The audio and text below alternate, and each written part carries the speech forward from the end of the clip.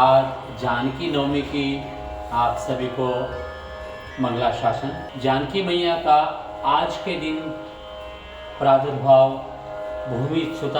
भूमि में से किस प्रकार से निकलती है उसकी कथा सुनिए। एक बार ब्रह्मा जी ने वेदमती नाम की एक कन्या का निर्माण किया जो अत्यंत शुभ लक्षणों से संपन्न थी, अत्यंत ही सुंदर।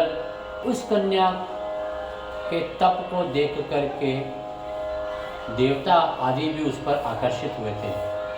और इसी क्रम में एक बार रावण उसके पास में आता है और उनकी सुंदरता से मुग्ध होकर के उन्हें वह विवाह का प्रस्ताव दे देता है। परंतु वेदमती अत्यंत ही योगिनी थी और वह रावण के उस प्रस्ताव को ठुकरा देती है।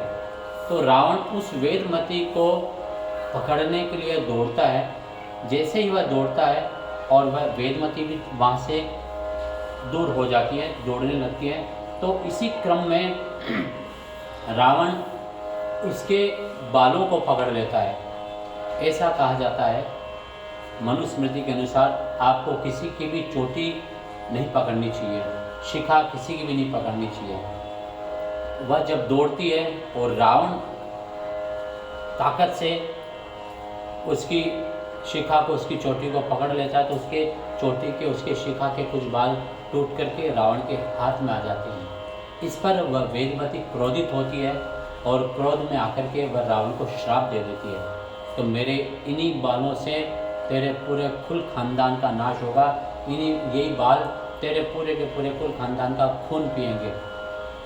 इस प्रकार वेदमती वहाँ से चली जाती है और रावण उन बालों को लेकर के लंका पहुँचता है और अपनी सभा मंडली में और विद्वान ब्राह्मणों के पास में बैठ करके इस श्राप का वह वहाँ पर उन सबके साथ में उस श्राप के बारे में चर्चा करता है। क्योंकि बात श्राप की है तो श्राप ही होता है। वहाँ पर विद्वत मंडली इस निर्णय पर पहुँचती है कि इन बालों को से छुटकारा आप एक ऐसे प्रदेश में जाकर के इन बालों को एक घड़े में छुपा करके रख दें, एक पेटी में छुपा करके रख दें। पर वह ऐसा स्थान होना चाहिए जहाँ पर 365 दिनों तक यज्ञ होता हो। उस देश का, उस स्थान का राजा ऐसा होना चाहिए जो अपनी पूरी की पूरी प्रजा को अपने पुत्रवत प्यार करे। तो जब पूरा ढूंढने पर मालूम चलती है जनकपुर, वैदेह राज जनक के राज्य में इस प्रकार का प्रभाव था कि राजा जनक तो स्वयं विदेह थे, उन्हें अपने देह का भी भान नहीं था। रावण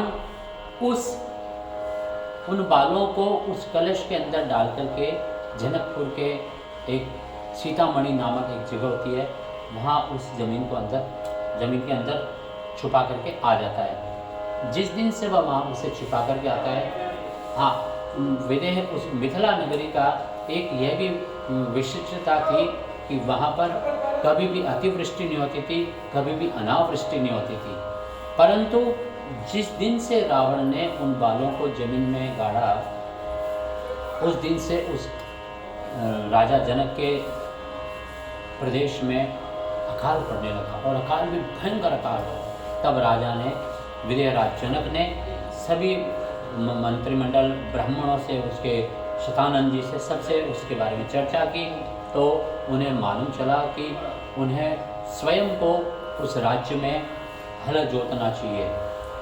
सोने का एक हल बनाया जाए, स्वर्ण हल, वह जोत करके स्वयं राजा किसान के रूप में बने और हल को जोते। इस प्रकार की जब प्रक्रिया की गई, एक बहुत बड़ा अनुष्ठान हुआ था, बहुत बड़ा यज्ञ हुआ था। राजा जनक जिस दिन हल चलाते हैं, सोने का हल, और उसी हल को चलाते चलाते चलाते एक जगह जाकर के वो हल जाम हो जाता है, वहीं पर रुक जाता है। वहाँ पर खुदाई की जाती है। खुदाई करने पर मालूम चलता है वहाँ पर उसी जगह पर वही जो बाल थे वह माता जानकी के भूसुता के रूप में परिवर्तित हो चुके थे। भगवान की पटरानी जी, लक्ष्मी जी तो सदैव भगवान के हृदय में विराजती है, परंतु वह जो रावण द्वारा प्रतिस्थापित बालों का गुच्छा एक कन्या का रूप ले चुका था, और वही कन्या भूमि सुधा जानकी जी का आज के दिन प्रादुर्भाव होता है। उसके पश्चात राजा जनक के पूरे देश में आनंद ही आनंद होता है। वही दिन आज है जब माता जानकी का, सीता माता का आज के दिन जन्म कह लीजिए, अवतरण दिवस कह लीजिए, वह आज होता है। तो पुनः आप सबको जानकी मैया के जानकी नवमी की ढेर सारी शुभकामनाएं, मंगलाशासन। जय श्रीमन नारायण, जय श्री राम।